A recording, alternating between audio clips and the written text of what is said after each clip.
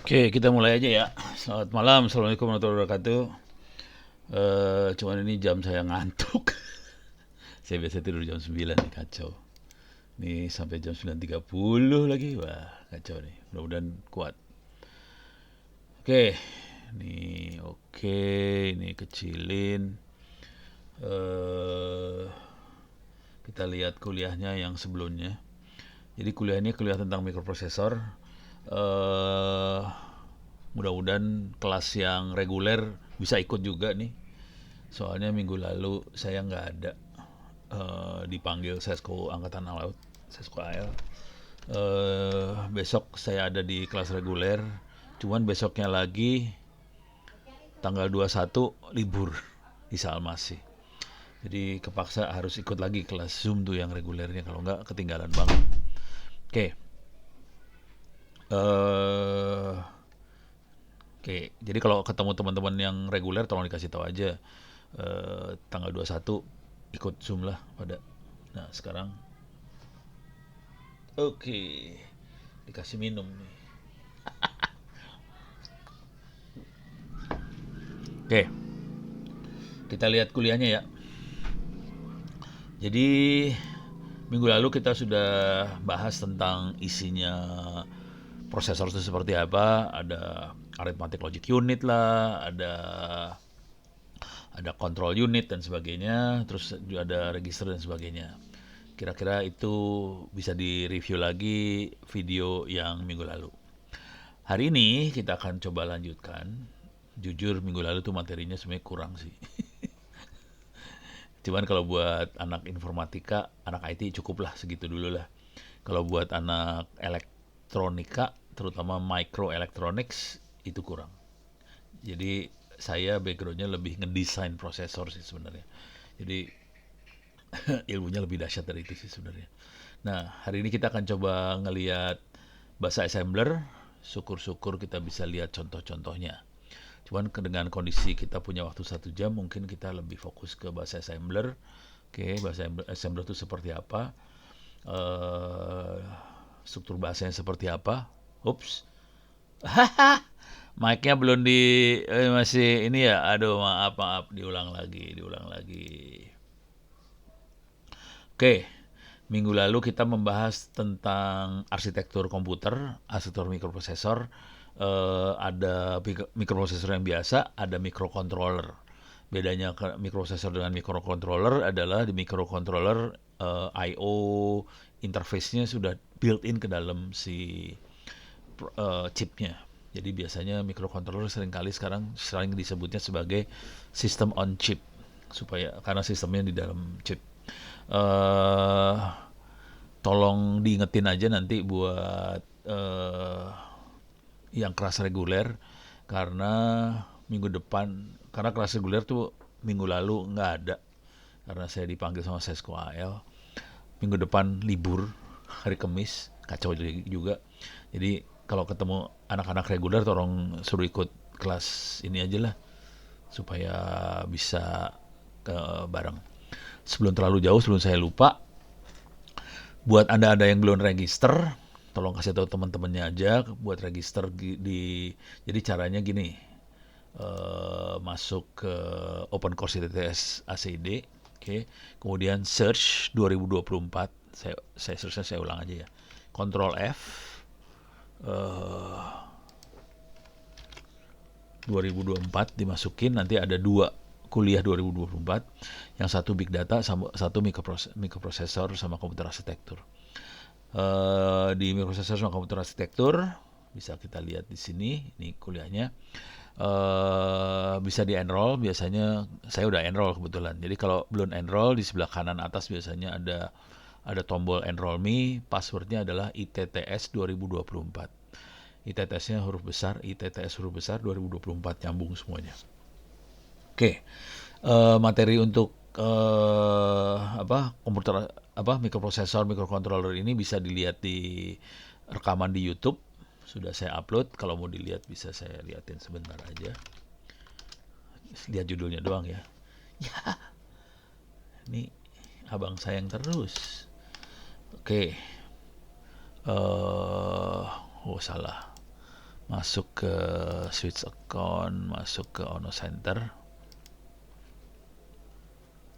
Kemudian kita bisa masuk ke YouTube Studio. Saya bisa masuk YouTube Studio, kalau Anda mungkin nggak bisa. Klik aja Ono Center, kemudian lihat channelnya. Di sini ada, bentar, mana dia? Ini dia. Jadi minggu lalu kan 2024 03 06. Ini ada kuliahnya mikroprosesor, arsitektur mikrocontroller. Silahkan dilihat aja rekamannya yang ini. Kalau iseng mau lihat big data juga masih ada rekamannya. Ini juga lagi direkam, mudah-mudahan nggak ada masalah. Oke, kita balik lagi ke sini. Oke, ini beres, bisa di skip ya sementara. Nah, hari ini saya akan coba bahas tentang bahasa assembler. Syukur-syukur bisa sampai contoh-contohnya. Dalam sehari dicoba 2 modul sekaligus, supaya modul yang lain bisa bisa dibahas juga. Oke. Untuk ngompil bahasa assembler sendiri, atau kita coba kenalin bahasa assemblernya dulu ya. Apa itu bahasa assembler? Tapi nanti compile-nya pakai NISM saya. Kalau di Windows saya nggak tahu pakai apa. Mungkin dia bakal harus cari-cari di Windows. Tapi kira-kira nggak beda jauh lah cara berpikirnya. Nah, coba kita lihat apa itu bahasa assembler. Coba kita lihat dulu bahasa assembler itu apa. Saya klik di sini. Nah, ini linknya lumayan. Ups. Oke. Ini bahasa assembler kira-kira seperti ini. Yang sebenar-benarnya sebetulnya bahasa mesin itu 1010. Kemudian dibikin supaya bisa dibaca manusia. 1010 apa? Itu move dari register EDX, kemudian len ini ngikutin ini ya. Ini ada apa? Variabel data yang namanya len, isinya kayak gini nih. Gitu ya. Ini datanya itu panjangnya ini sih sebenarnya.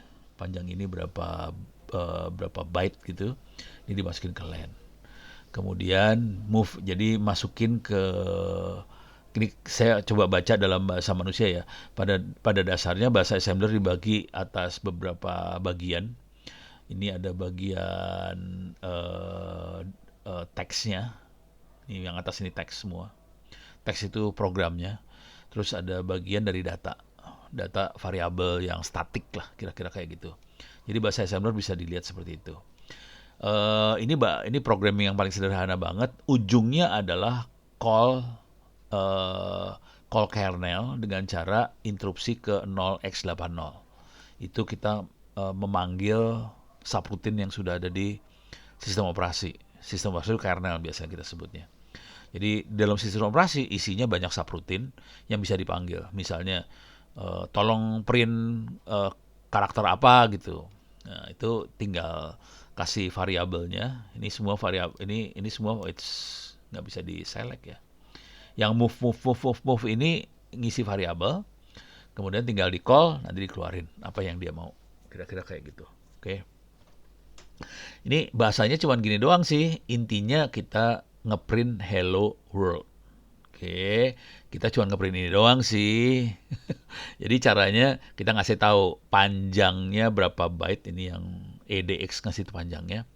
Terus message-nya tuh yang mana, ini MSG, ini message-nya dimasukin ke sini. Alamat tempat message ya ini. Jadi alamatnya nih sebenarnya dimasukin.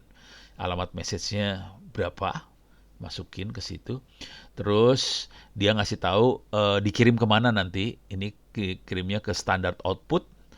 Terus kita akan call subroutine untuk system write, nulis ke sistem. Jadi system write nulis ke sistem, nanti nulisnya dikeluarkannya di standard output. Udah gitu interrupt 080 itu call kernel keluar. Nanti kalau udah di call 080 dia akan ngelihat register EDX isinya apa, ECX isinya apa, EBX isinya apa, EAX isinya apa. Dia ngambil variabel ini dimasukin ke subroutine di dalam sistem operasi atau kernel itu sesuai dengan perintah yang ini. Setelah ini selesai, dia akan lanjutkan ke perintah selanjutnya, dia akan baca AX1 itu adalah sistem exit yang tadi sebelumnya sistem write, sistem exit, terus call kernel lagi gitu. Jadi ini bahasa assembler kayak gitu banget sih, sangat mesin banget, datanya sendiri semua dibaca di bawah. Jadi kira-kira kayak gini nih bahasa assembler ya. Oke. Kenapa kita pakai bahasa assembler? Ini perintah-perintahnya untuk setiap prosesor beda loh. Jadi perintah-perintah ini untuk setiap prosesor beda. Coba saya lihat yang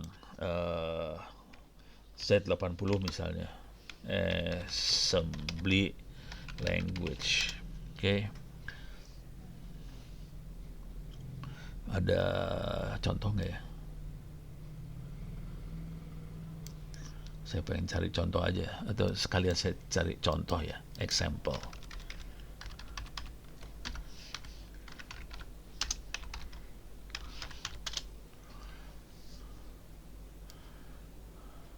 Nih, ini kayak gini. Oh, ada di GitHub ya. Oke, ditaruh di GitHub. Wah, kacau ini. Ini kacau. Nggak, ini terlalu inilah. Saya mau cari yang ada yang contoh yang kayak tadi nggak, itu bagus banget. Nah ini nih. Simple hello world example. Oke. Coba kita lihat, mudah-mudahan programnya kayak, nah ini kelihatan kayak gitu nih. Oke. Ini contoh lagi bahasa assembler. Nah ini kalau dibaca, ini di sini ada print string. Oke, ini sebetulnya kayak subroutine kalau bahasa high level. Ini subroutine ya. Oke, kemudian ini adalah data yang tadi tuh, data. Nah, programnya sendiri cuma kayak gini doang. Load A tuh register A kalau di Z80 tipe prosesor ya. Registernya kalau tadi tuh yang EDX, ECX segala macam itu Intel tuh, Intel yang baru-baru kayak gitu kira-kira bahasanya. Kalau di Z80, kalau E itu extended, biasanya dia ini kalau yang A ini cuma 8 bit. Kalau yang EDX, ECX segala macam lupa saya, antara 16 sampai 32 bit lah kira. Itu panjang tuh. Registernya dalamnya panjang. Ini cuma 8 bit. Jadi kita masukin data ini 13 ke dalam A, terus kita panggil print karakter. Print karakter ini dia masuknya ke sini. Print karakter itu kagak ada. Oh ini print karakter. Oke, print karakter BB5A itu harusnya ada alamatnya BB5A di mana. Nah, terus load lagi line fit. Carrier return to enter. Line fit tuh itu line baru. Line tuh kalimat baru lah. Jadi bisa dibaca nih sebenarnya. Oke, udah gitu masuk ke print screen. Ini nanti dia ngerjain apa segala macam. Nah, intinya dia akan ngeprint yang ini sih. Kira-kira kayak gitu. Oke. Ups, ada yang ini nih code yang lebih. Oh, ini yang sama dengan di atas sih kira-kira. Code-nya sama dengan di atas kira-kira seperti ini. Ini nggak manusiawi, yang tadi lebih bagus sih. Ini nggak bagus. Bahasa yang ini lebih bagus, lebih enak dibacanya. Oke. Nah, kenapa pakai bahasa assembler? Supaya manusia bisa baca sih, intinya gitu sih. Ini kalau dibaca-baca gitu ya. Supaya manusia bisa baca, mesin nggak bisa baca bahasa assembler. Jadi konsekuensinya perlu penterjemah dari bahasa assembler ke bahasa mesin. Itu yang namanya compiler tuh buat menerjemahkan dari bahasa assembler ke bahasa mesin. Compiler juga bisa menerjemahkan dari bahasa yang lebih tinggi ya.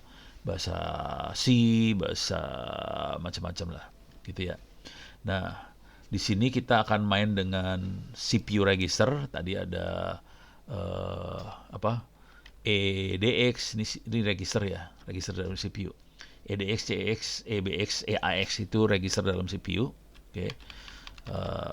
Nah, ini ada dua bahasa nih, JavaScript sama assembler. JavaScript bentuknya seperti yang di kiri, ini JavaScript. If OP1 sama dengan OP2, X sama dengan 1. Kalau else yang lainnya X sama dengan 2. Jadi kalau bahasa Jawa, bahasa JavaScript kira-kira gini.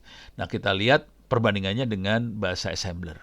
Jadi kita masukin dulu variabel OP1 ke dalam register AX, kemudian OP2 masukin BX. Udah gitu compare AX sama BX. Kalau jam ini JNE bukan kurir, bukan buat ngirim barang, bukan. Ini JNE adalah jam kalau not equal. Jadi if not equal, jam ke L1. Jadi kalau tidak sama, AX sama BX tidak sama, loncat langsung ke L1. Terus masukkan ke register X 2. Jadi X dimasukin 2. Oke. Kalau equal, masukkan ke register X ini 1. Udah gitu jam ke L2. Jadi ini bahasa assembler, yang sebelah sini bahasa Java. Kira-kira kayak gitu. Dan ini yang dilakukan oleh compiler sih sebenarnya. Jadi kalau kita punya compiler, dia akan menerjemahkan ke bahasa yang seperti ini.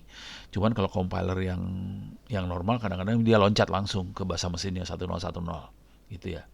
Jadi bisa dari Jawa masukin 1010. Seringkali kalau JavaScript dia nggak bikin exe sih sebenarnya. Dia bikin apa ya? Nanti ada yang run Java runtime-nya lah. Jadi itu nanti ada bukan nggak ya semacam compiler tapi dia satu persatu dia ngerjainnya. Gitu ya. Nah, udah habis penjelasannya kira-kira gitu. Udah mudah-mudahan kebayang ya dari sini aja mudah-mudahan kebayang bedanya antara high level. Jadi yang JavaScript itu high level language, PHP high level language, Java high level language, Python high level language, yang ini low level, assembly low level.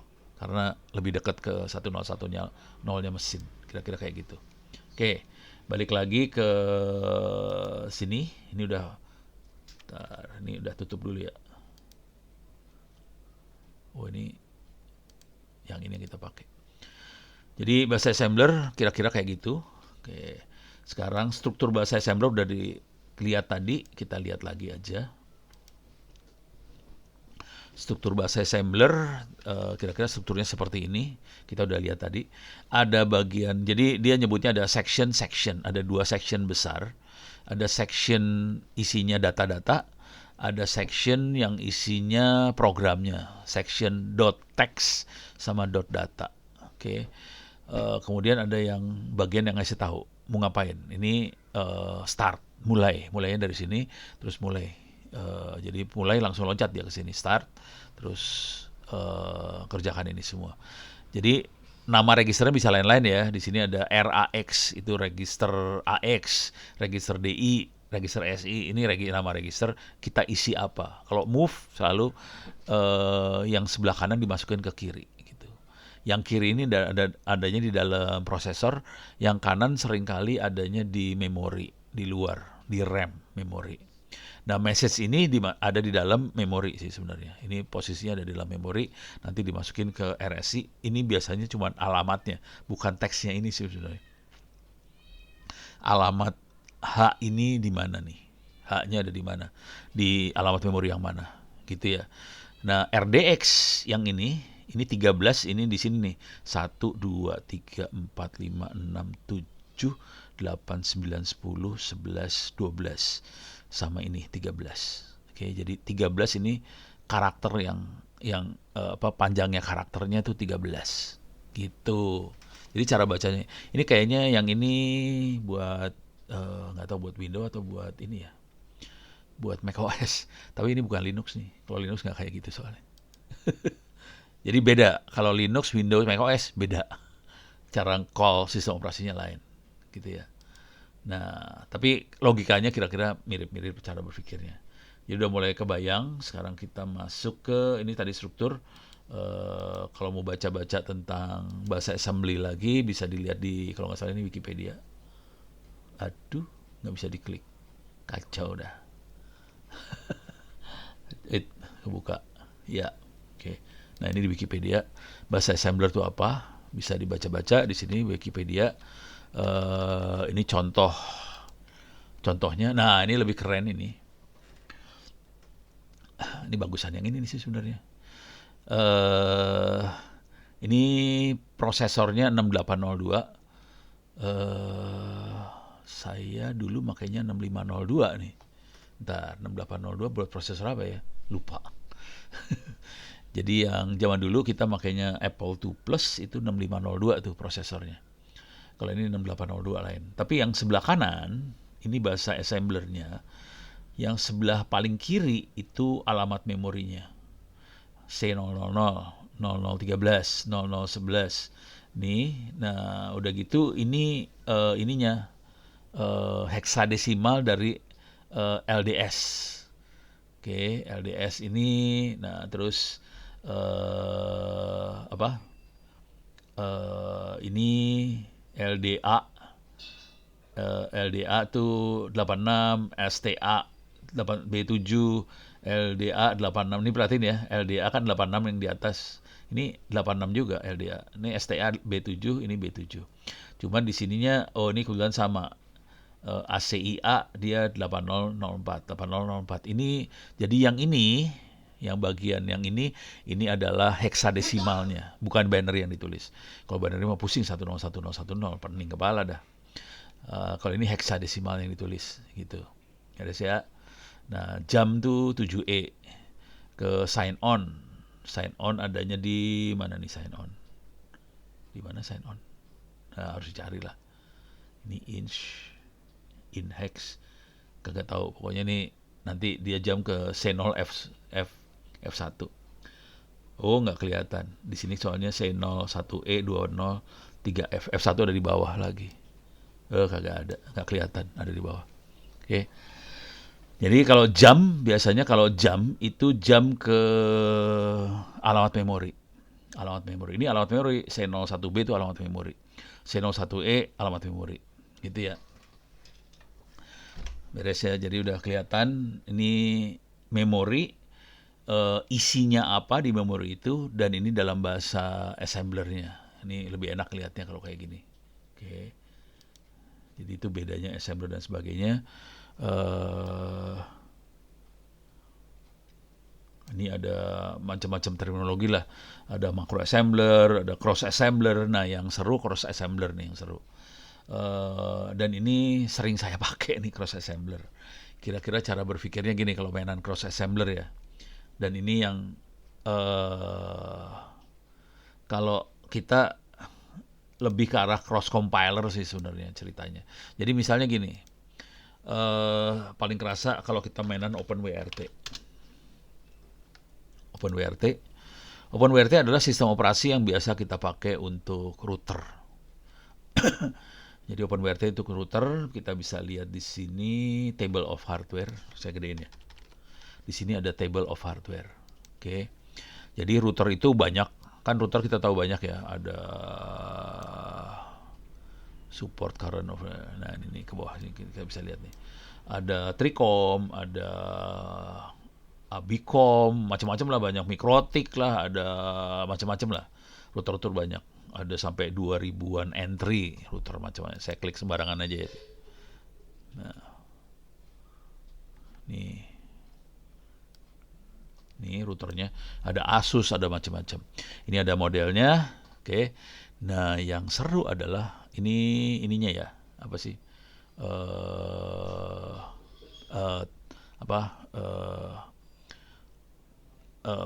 Ya kategorinya model dia juga sih. Oke, modelnya dia. Nah, yang seru adalah ngelihat prosesornya makhluk ini. Coba bisa kelihatan nggak ya prosesornya di mana ya? Coba saya klik sembarangan, bisa kelihatan nggak prosesornya?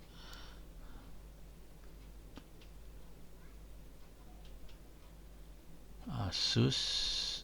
Nah, ini dia. Ini prosesornya Broadcom BCM 4706. Padahal prosesor yang kita pakai di komputer Intel, bukan Broadcom. Intel i5, i3, i7. Jadi kalau kita ngompile source code-nya untuk sistem operasinya router ini di komputer, nggak bisa kita bikin dengan binary-nya si Intel. Nanti binary-nya kita kirim ke Asus, ya tewas lah, Asusnya nggak ngerti. Beda banget soalnya. Jadi konsekuensi yang terjadi adalah kita bisa ngompile si sistem operasi buat si proses router ini, OpenWRT ini. Cuman kita harus eh, ngompal untuk binary yang bisa diinstal di situ. Oke. Nah, ini saya kasih, ini ada contohnya sih. Ini contoh sepintas ya. OpenWRT. Ini OpenWRT. Oke. Nah, ini misalnya saya pengen ngompal untuk router Buffalo. Di sini ada beberapa sih, ada Buffalo, ada apa lagi ya? Ada Buffalo, ada Ubiquiti. Kita bisa ngompal juga buat Mikrotik. Jadi si OpenWRT bisa dikompil buat Mikrotik. Cuman nanti kalau kita install OpenWRT di Mikrotik, sistem operasi Mikrotiknya ya ke format, lisensinya hilang. Kita juga bisa bikin untuk Linksys segala macam. Ini ada berapa Linksys. Nah, kita kasih chip-chip aja ngasih lihat ya. Misalnya ini sembarangan aja ya. Nah, cara installnya kira-kira kayak gini sih. Ini instalasi aplikasi pendukung lah biasa. Ini juga pendukungnya juga biasa. Nah, yang seru adalah di sini nih. Nah, waktu kita konfigurasi compilernya, kita harus ngasih tahu targetnya buat apa. Nah, waktu kita kasih tahu dia Buffalo WZR HP G300NH2, langsung dia tahu kita set juga prosesornya apa, Atheros AR7 XXX atau AR9 XXX. Jadi nanti binary-nya disesuaikan dengan prosesornya. Walaupun kita compile di Intel, si binary-nya siap buat diinstal di router yang kita mau sih. Ini biasanya saya perlukan, tapi kalau ini Anda pengen ngoprek, caranya gini kalau pengen ngoprek. Yang murah dihancurin itu routernya TP-Link sih sebenarnya, itu murah-murah TP-Link kan. Cari TP-Link murah. Jadi caranya ono ngoprek nih, tapi sekarang udah lagi males ngoprek. Nih brandnya kita cari TP-Link. Ini TP-Link ya. Oke. Nah, cari ini kelihatan ada yang nggak bisa di-upgrade versinya. Ini versi 2305, versi terbarunya. Cuman ini ada yang nggak bisa di-upgrade. Biasanya yang nggak bisa di-upgrade ini karena ada keterbatasan di dalam. Jadi di dalam router itu ada memori yang buat kayak hard disknya, tapi tetap memori bentuknya. Nah, kadang-kadang memori kekecilan. Makanya dia nggak bisa di-upgrade nih, yang kayak gini-gini. Jadi harus beli yang bisa di-upgrade. Oke. Jadi misalnya TP-Link cari. Nah, ini tinggal cari aja yang murah yang mana, TP-Link mana yang paling murah gitu buat mainan gitu, atau cari TP-Link second-an. Jadi kalau saya biasanya cari di Bukalapak lah. Bukalapak cari TP-Link bekas. TP-Link bekas. Cari ininya jangan yang baru, cari bekas-bekas aja. Bekas, kategori barang bekas. Terus misalnya wifi doang. Nah, ini mulai cari, ini kan 75.000, kalau ini nggak bisa nih, ini kan ini. Nah, kayak gini nih, WR840, ini bisa, nah tinggal cek. TL WR840 bisa kita ganti nggak pakai ini, apa sih ini pakai OpenWRT. Jadi caranya masuk sini, WR840. Ini bisa diganti. Cuman nggak semuanya bisa diganti ke sini nih. Yang versi 4 aja yang bisa pakai versi yang ini, 2305. Yang lainnya pakai versi lama nih, 1806. Jadi harus hati-hati, harus ngelihat di sininya. WR80N. Nah, ini agak susah, harus cari versi yang bener lah. Ini agak, ini rata-rata N semua ya. Harus cari. Tapi harga-harganya oke lah buat mainan iseng mah. Kalau yang lain lagi yang memang siap dengan OpenWRT, kadang-kadang saya suka ngetik lagi langsung OpenWRT aja. Nanti dia ngeluarin juga router-router yang bisa OpenWRT itu. Ini router OpenWRT atau Atheros, ini OpenWRT BL401 apa nggak tahu lah. Oh, ini Bolt dari First Media zaman dulu ya. Udah mulai nggak dipakai sekarang, bisa diobok-obok. harganya wah ini mahal, 500.000 lah, ngapain. Jadi cari yang murah-murah aja. 1 juta gila banget, ngapain. Ini TP-Link lagi, jadi bisa cari-carilah, udah gitu bisa diobok-obok gitu ya. Jadi kira-kira kayak gitu, nanti kita sesuaiin ininya. Ini makhluk ini keluarnya pada saat kita ngetik menu config. Nih. Oke, menu config-nya ada di mana nih? Ini dia. Make menu config. Pada saat kita klik, kita ketik make menu config, kita bisa ngeset makhluk-makhluk ini. Itu di set. Ini semua sebetulnya ada di dalam file text. Kalau nggak salah .config atau apa gitu filenya, lupa. Harus dilihat lagi sih. Udah lama saya ngoprek kayak gini, udah lama banget. Mana? Lupa. Jadi itu bisa diedit lah kira-kira. Ini saya kasih logika doang ya, bahwa kita bisa melakukan cross compiling. Jadi kita ngerjain di mana, dibabat ke routernya, ganti sistem operasi si router. Jadi router bisa diganti sistem operasinya. Oke, ini udah beres. Sekarang kita coba naikin lagi. Ini udah beres ya. Nah, ini tadi ada code segmen, data segmen, BSS segala macam. Ini makhluk apa sih sebenarnya? Nah, tapi ini udah kebahas sih sebenarnya. Jadi waktu kita coding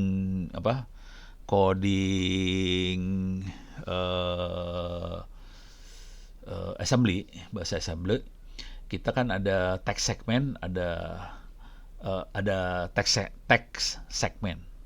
Ini seringkali kita nyebutnya juga code segment. Jadi tempat programnya, segmen tempat programnya. Ada di manakah makhluk itu, code segment segala macam. Kalau kita punya memori, biasanya taruh paling bawah tuh memori. Oke. Jadi ini program ditaruh di bawah sini, di atasnya adalah data. Data ada 2, data yang kita set. Misalnya A sama dengan 1, berarti itu datanya di set. Kalau A adalah integer, int A, kalau kita programming pakai bahasa C atau Python segala macam kan kita kadang-kadang nulis integer spasi A. Itu masuknya yang uninitialized data. Tapi kalau kita inisialisasi di sini kita ngesetnya. Oke. Jadi bentuknya kayak gini. Code segment ada di paling bawah, kemudian di atasnya ada data yang kita set, di atasnya lagi ada variabel. Ini semua di memori ya. Ini semua di memori. Ini bukan di mana sih namanya? Bukan di dalam prosesor, bukan. Ini di memori. Jadi ini code segmennya di sini atau text segment sama aja. Terus di sini ada datanya, data initialize. Nah, kemudian di sini nih yang seru nih. Ada stack, ada heap. Nah, ini seru. Tapi kira-kira ini adalah, jadi gini, waktu si program pindah, misalnya kita suruh call, itu tadi ada yang call kan, call ke subroutine mana gitu. Kalau kita call ke subroutine mana, dia loncat programnya. Konsekuensinya kalau loncat programnya loncat ke program lain. Ini kan ada variabel yang lagi kita proses. Variabel yang diproses. Variabel yang diprosesnya kita simpan di stack. Jadi memori yang di sini yang kita simpan. Oke. Kemudian programnya akan loncat, udah gitu dia akan pakai data-data ini akan dipakai lagi. Oke. Datanya akan dimain di sini. Nanti dia balik lagi ke program awal yang manggil, stacknya dibalikin lagi gitu. Jadi kira-kira cara kerjanya gitu. Jadi ada yang jam nggak ya? Nggak, saya harus nyari dulu nih, cari contoh lah. Assembly call subroutine. Saya nyari nih contoh ya. Nih jam kayak gini nih, jam. Oke, ini jam kalau zero dia jam ke sini nih loncat. Nah, tapi program ini jadi diem kan? Program yang atasnya ini kan jadi diem, berhenti. Nunggu sampai jamnya ini return balik. Nah, waktu dia jam, BX itu harus disimpan di mana? Kalau misalnya AX ada isinya, semua disimpan semua nih. Nah, nyimpennya dengan cara dia eh, ngisi ke stack. Mana sih tadi? Nah, stack akan diisi. Cuman stack itu supaya diisi dengan semua isinya register. Soalnya kan register kan terbatas jumlahnya register di dalam prosesor. Jadi waktu stack diisi, si jadi stack itu maksudnya buat nyimpen semua variabel yang ada di register di prosesor, karena registernya akan dipakai ulang sama subroutine yang kita jalankan. Jadi waktu dia call jam kayak gini, jam ke zero, di sini sebenarnya ada lagi perintah buat nyimpen isi register ke stack. Biasanya kalau kita nyimpen isi register ke stack, kita pakai perintah push. Push BX, push apa, di push aja semuanya supaya disimpan ke stack. Nanti kalau dibalikin, dia pakai perintahnya biasanya pop namanya. Ambil. Kita dorong, terus kita pop, kita ambil. Kira-kira kayak gitu sih. Ada nggak di sini ya? Oh, ini dia langsung ini aja ya. Dia nggak kasih push popnya, soalnya terlalu rumit kalau ditulisin ntar. Jadi kira-kira kayak gitu nih bentuknya ya. Yang jadi masalah, nah kalau kita udah mulai ngerti kayak gitu, nah ini biasanya hacker-hacker suka ngaco. Ini perhatiin nih stack, kan memori kita terbatas sebenarnya jumlahnya. Dia akan jalan dari atas ini terus, misalnya dia jam ke register, jam ke subroutine mana. Terus jam lagi, berarti stacknya nambah lagi di sini dong. Ada stack lama, ada stack tambahan. Terus jam lagi, stacknya nambah lagi. Ini stacknya kalau jam terus, stacknya bisa ngerembet ke sini loh. Lama-lama kebablas ke sini, kacau semua. Jadi memori tempat datanya jadi ketimpa sama stack. Program jadi kacau semua. Itu yang namanya DDoS, denial of service di cyber security, gitu ya. Jadi kayak gitu-gituan mah sebetulnya kalau ngerti kerja di dalamnya nggak susah. Cuman masalahnya orang kan jadi, wah ini kena DDoS apa segala macam. Ya soalnya kita nggak dikasih proteksi di sininya. Kalau dia jam ya sudah, ini stacknya ngerembet, lama-lama kacau, hancur, kira-kira gitu ya. Jadi ini yang namanya stack sama data sama teks di situ. Oke, sekarang kita lanjut lagi. Oke, ini data segmen itu yang tadi, tapi saya pengen lihat aja dia neranginnya kayak gimana. Oh, cuman gini aja. Jadi kalau di dalam program kita tulisnya .data lah. Di source code-nya biasanya .data bentuknya ya. Dan itu data-data yang biasanya kalau .data itu biasanya static. Tapi dia punya dua sih, ada global, ada static lah, kira-kira kayak gitu. Itu di bahasa pemrogramannya sendiri. Nah, terus ada BSS, singkatannya apa BSS ya? Nah, BSS biasanya disebutnya uninitialized variable data. Jadi kalau kita, nah ini kalau dalam bahasa C kayak gini nih, kita ngasih tahu I adalah integer, A itu karakter 12 karakter gitu ya. Ini dimasuknya ke BSS gitu. Kalau yang integer I sama dengan 1 dimasukinnya ke data gitu. Oke. Heap segment itu kayak buffer buat batasin BSS-nya. BSS ini sampai mana?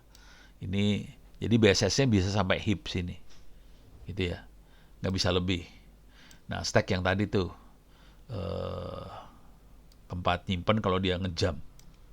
Itu. Oh, udah kebayang nih di sini. Ada di Wikipedia semua rupanya saya ngambilnya. Oke. Ini ada, jadi kemarin tuh ada hacker lah, hacker senior dari Bogor baru posting ke saya, Pono, saya bikin buku tentang bahasa assembler. Lupa bukunya apa, tapi sudah posting di media sosial, saya taruh di Twitter segala macam. Silakan aja Anda lihat itu, dia nulis tentang kayak ginian. Tapi udah lebih ke arah hacker ya, kayak cara hacking pakai assembler lah, kira-kira kayak gitu. Deh, ini udah beres, BSS-nya udah. Nih kita lihat contoh bahasa assembler di x86. Oke. Wah. Ini bentar. Karakter A string ini dia punya register ABCD, ada stack pointer namanya SP, kemudian ada General Purpose Register, GP Register General Purpose. A, eh, tar. Oh, ini cuma ngasih contoh aja. Kalau move itu bisa register ke register, dia bisa move itu memindahkan ya, isi register mana ini register yang ini dipindahkan ke register yang ini. Bisa juga isi memori di RAM dipindahkan register bisa. Kita juga bisa masukin suatu konstanta, masukin register. Bisa dibalik dari register ke address, ke RAM. Bisa juga konstanta masukin ke RAM, itu bisa dilakukan oleh perintah move semua. Kemudian kita bisa mendefinisikan variabel. Oke, pakai db konstan itu ya variabelnya itu bisa angka, bisa karakter, bisa string segala macam. Kita bisa definisikan pakai db. db ini biasanya adanya di .data, kira-kira kayak gitu. Dan ini perintahnya move, contohnya. Kalau untuk operasi matematik dia punya perintah add, nambah. Nambah tuh artinya register ini ditambah register ini, isi register ini ditambahkan ke isi register ini, hasilnya disimpan di register ini lagi. Jadi isi registernya akan berubah, gitu ya. Jadi ini ditambah ini, hasilnya masukin ke register yang ini juga, gitu kira-kira. Soalnya kalau nggak bingung kan, hasilnya taruh mana. Jadi hasilnya akan ditaruh register ini. Kalau di memori, address, tambahin register, hasil masukin register. Konstan masukin ke register, hasil masukin ke situ. Gitu kira. Kalau add tuh tambah, kalau sub tuh subtract, kalau in itu increment, naikkan, dec itu decrement, turunkan, mult itu kali, div bagi. Nah ini yang logic nih. Kalau Anda ngerjain, oh iya itu kuis UTS UAS boleh dikerjakan dari sekarang ya. End to end, and, or, XOR, not, itu logic semua. Hasilnya akan disimpan di rec ini. Jadi register yang kanan di end dengan register kiri, hasilnya dimasukin ke register kiri, gitu. Oke, ini juga sama. Oke, nah yang ini yang rada-rada SHR itu shift left. Jadi gini nih, gimana cara nerangin ya? Ada shift left, shift right. Kira-kira neranginnya sederhananya begini lah. Oke, edit. Misalnya kita punya isi 110 110. Kalau kita geser ke kiri, nanti dia jadi, kita geser ke kiri ya, 110 110, kita masukin, kita geser ke kiri, ini 0. Jadi geser dia ke kiri. Kalau kita geser ke kanan, itu shift right, jadi gini, 110 11, hilang. Itu ke kanan. Jadi yang ini shift left, shift F lagi. Shift left, yang ini shift right. Kira-kira kayak gitu. Jadi si bitnya kita bisa geser kiri kanan sih sebenarnya. Gitu ya. Pakai perintah yang tadi. Shift left, shift right. Ini shift left, shift right. Kalau compare itu buat membandingkan. Ini sama ini di compare. Nah setelah di compare, hasilnya kita bisa jam. Oke. Nah ini hasil compare-nya bisa jam. Ini jamnya bisa macam-macam. Jam kalau ada carry. Jam kalau no carry, jam kalau hasilnya zero, jam kalau hasilnya non zero, jam kalau lebih besar, jam kalau not but equal. Kayak ginilah, ini jadi perintah-perintah kayak ginilah, bisa dilihat ya. Nanti yang satu lagi adalah call. Call itu untuk memanggil subroutine, call satu subroutine. Nah kalau udah call subroutine, nanti dia untuk balik lagi ke program awalnya pakai return. Jadi bisa call, return. Waktu call kita harus push. Kita push semuanya. Push. Kalau sebelum, jadi waktu call, jadi kita push dulu semuanya. Push, baru kita call. Jadi jangan langsung call. Kalau call langsung nanti kacau tuh.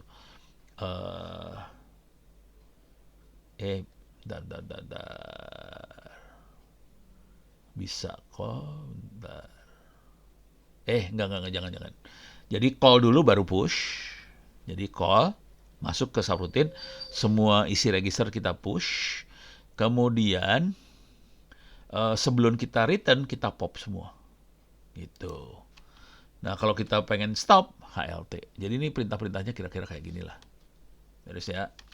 Udah, mudah-mudahan kebayang nih perintahnya. Ini instruksi buat x86. Kalau yang kita pakai sekarang, i5, i7 segala macam, kira-kira nggak akan beda jauh dari situ. Nah, kebetulan ini ada 2 simulator, simulasi cara kerja si prosesor. Ini sekarang saya udah jam 21.16. Kita akan coba yang ini aja, yang 8 bit aja ya. Mudah-mudahan minggu depan kita masih bisa kerjakan yang ini, soalnya lebih susah nih. Oke, kita akan masuk ke sini. Kita akan coba lihat. Nah, ini programnya. Ini outputnya. Output di layarnya kira-kira yang ini ya. Ini output di layar. Ini kita punya dalam prosesor ada register A, B, C, D. Oke. Ini ada stack pointer. Ini ada, apakah ini 0, apa ini ada apa buat compare segala macam, udah ada di sini semua nih. Ini adalah register dan flag-flag yang ada di dalam prosesor. Oke. Registernya yang ini, yang ABCD itu register. Kalau yang ini lebih ke stack pointer buat apa, ngasih tahu dia posisinya, dia lagi ngelihat memori alamat berapa gitu. Jadi stack pointernya E7 gitu ya. Nah, ini programnya kayak gini. Ini bisa diganti kalau nggak salah programnya. Oke, saya ganti ya. Hello ITTS gitu. Bisa diganti sih, Hello ITTS. Oke. Terus saya kasih lagi ini kode 0. Jadi kalau nanti dia baca 0, berarti teksnya udah berhenti, kira-kira gitu ya. Jadi ntar ada yang compare 0 nih pasti. Ntar mana ada nggak compare 0 nih? Oke.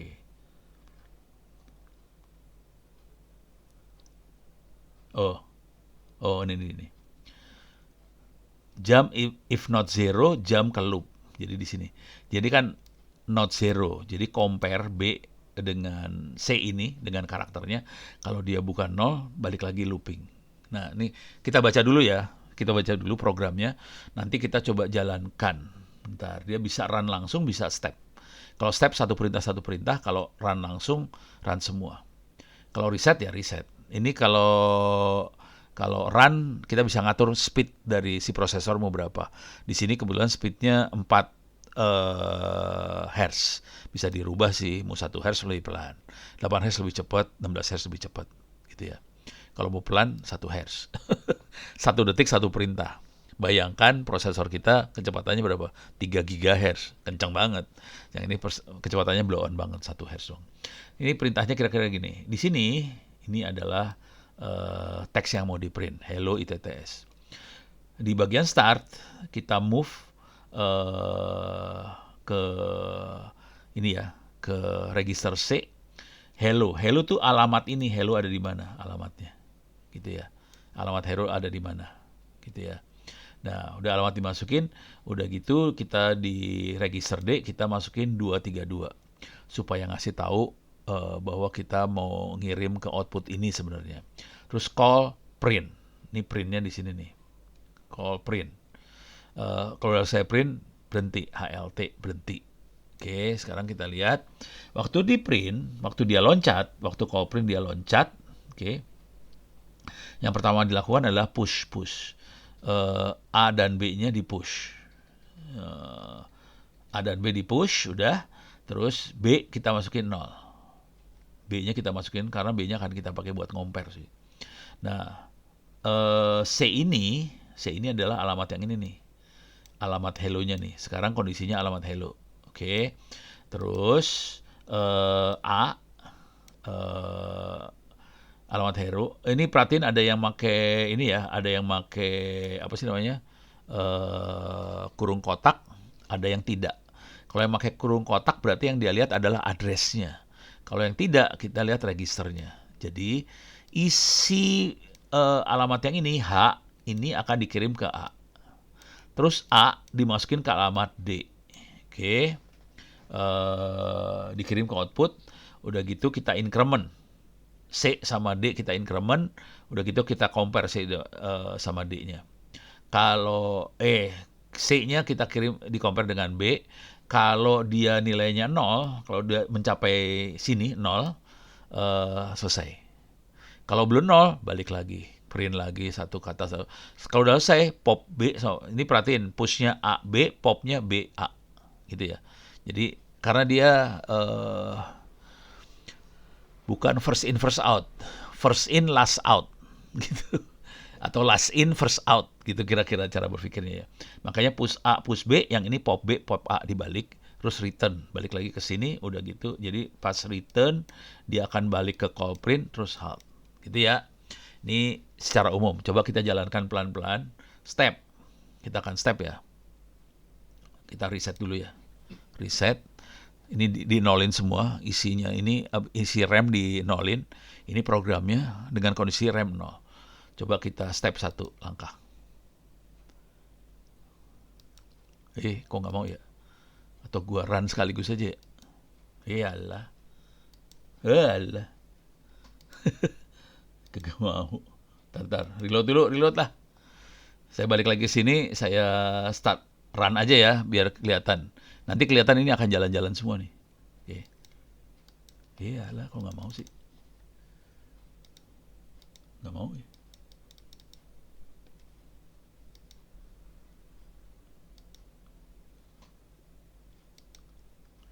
Oh alah. Oh, saya harus assembler dulu. Pas di assembling dia masukin ke sini nih. Nih, oke. Masukin ke sini, udah. Terus loopnya ada di address 21. Atau kalau guys, ini saya ini dulu ya. Di TPS. Oke, saya reset dulu lah. Saya ulang, saya reset. Nggak mau. Saya assembler lagi gimana? Oh, berubah dia. Oke. Nih. Oke. Ini address dari variabelnya di sini. Ini udah masuk. Sekarang kita akan coba step pelan-pelan satu-satu. Bisa nggak ya? Percobaan nih. Bismillahirrahmanirrahim. Klik. Nggak mau. Reset.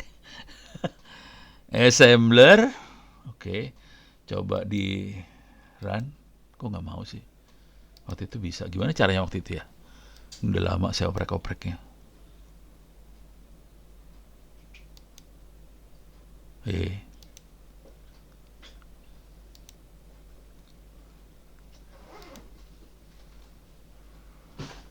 Oh, ini heksadesimal. Ini dalam desimal. Oh, ini dalam heksadesimal sekarang. Ini kenapa nggak bisa di run nih? Waduh. Wah, parah. Awalnya bisa. Kenapa sekarang nggak bisa ya? Apa yang terjadi? Nggak tahu saya. Skripnya dia rusak kali.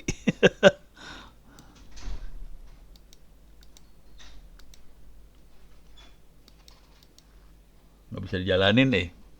Simulatornya nggak bisa jalan jadinya. Alah, kunaon ya.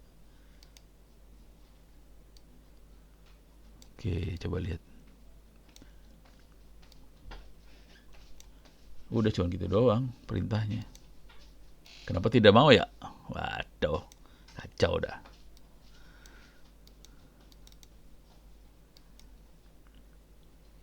Oh, ini perintah-perintahnya.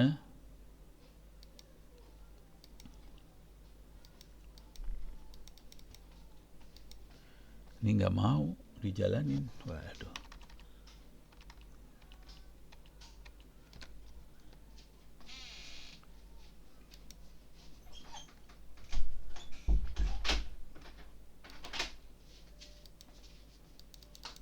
Nggak jalan Waktu itu sempat jalan. Waktu tahun lalu sih masih jalan. Kenapa nggak jalan sekarang nggak tahu. Ini enggak, bukan. Apa ya? Ya cuman gini tombolnya. Wah, kacau. Coba.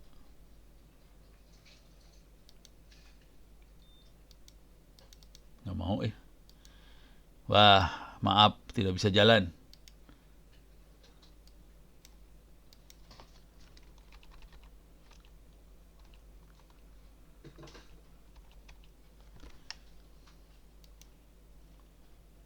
Nggak bisa jalan. Ini yang bikinnya masih muda sih. Aduh, aduh, aduh.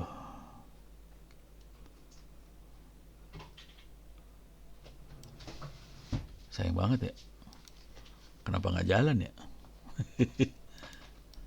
Ini yang nggak bisa. Jadi kalau jalan dia akan kelihatan nih, udah sampai mana, ini yang diisi mana. Ya, cuman sekarang sudah tidak jalan, saudara-saudara. Ya sudah. Nasib.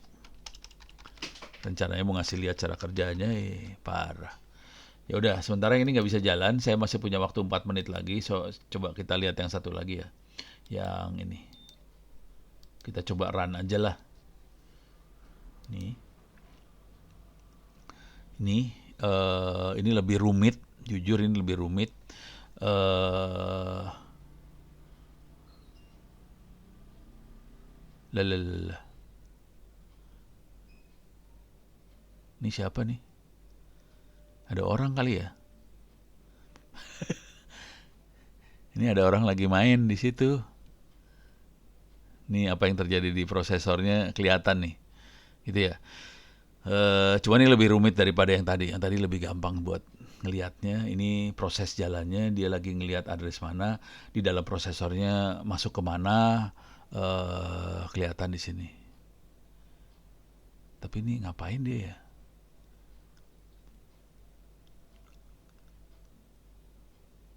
Wah, ini juga ada orang lagi make. Jadi kayaknya dia eh, kayaknya cuma bisa satu orang yang make nih, nggak bisa banyak. Kayaknya sih. Cuman bahasanya lebih kayak gini nih, lebih tidak manusiawi. Kalau yang tadi assemblernya lebih bagus sih, lebih gampang buat kita ya. Wah, kacau.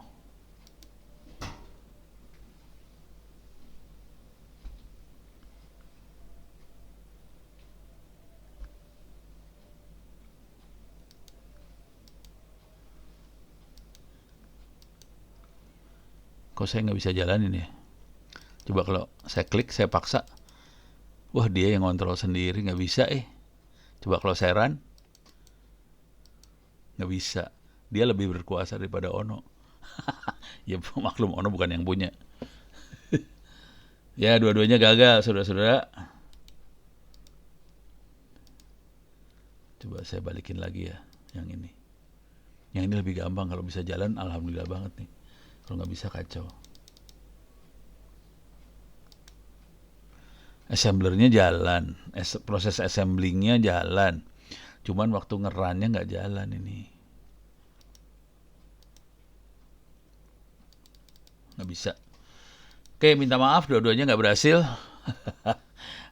Coba-coba ya. Saya cari, ini terakhir ya, 1 menit terakhir. Web sim assembly.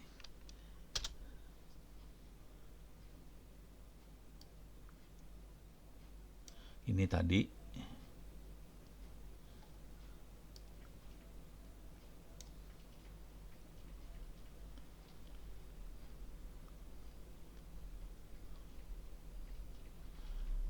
assembly.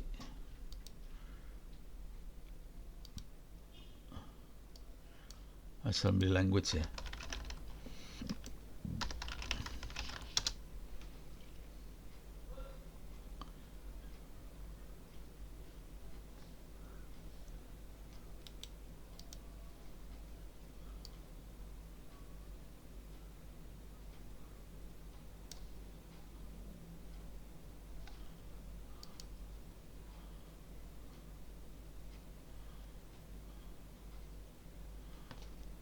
Wah, ini kayak ginian. Nggak ada bahasa assemblernya soalnya. Kalau di run apa? Oh, ini ada bahasa assemblernya nih. Coba run. Langsung kayak gini doang. Nah, ini kelihatan ada, jadi ini tapi kita lihat di sini ya, instruksinya ada load, ada end, STI segala macam. Nah, kita bisa unhalt, kita bisa kalau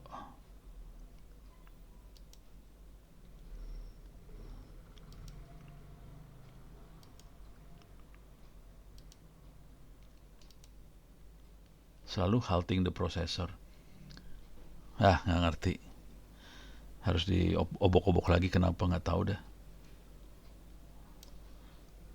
Jump to program counter. Program counternya tuh mana nih PC-nya? Program counternya berada. Ini program counter isinya memorinya ada di XFD 79, dia jump ke situ. Oh, tapi ini ya gitu deh, harus belajarnya kayak gitu. Sayang banget nggak jalan ya. Yang ini yang paling keren, yang ini sih waktu waktu dia jalan keren. Jadi saya bisa langsung run, kelihatan nanti ini kata-kata Hello Rajib akan keluar di output. Nanti kalau kita step ini dia akan jalan satu persatu gitu. Cuman ini lagi nggak jalan, nggak tahu kenapa nggak jalan. Gitu ya. Kayak udah waktu udah lebih. Minta maaf yang dua terakhir nggak bisa jalan ternyata. Nggak tahu kenapa. Paling nggak mudah-mudahan bisa kasih gambaran. Kalau sempat saya coba cari-cari lagi simulator kayak ginian yang bisa lihat. Tapi kalau enggak, kita akan langsung programming pakai bahasa assemblernya. Oke. Terima kasih. Assalamualaikum warahmatullahi wabarakatuh. Kita ketemu lagi minggu depan. Gitu ya.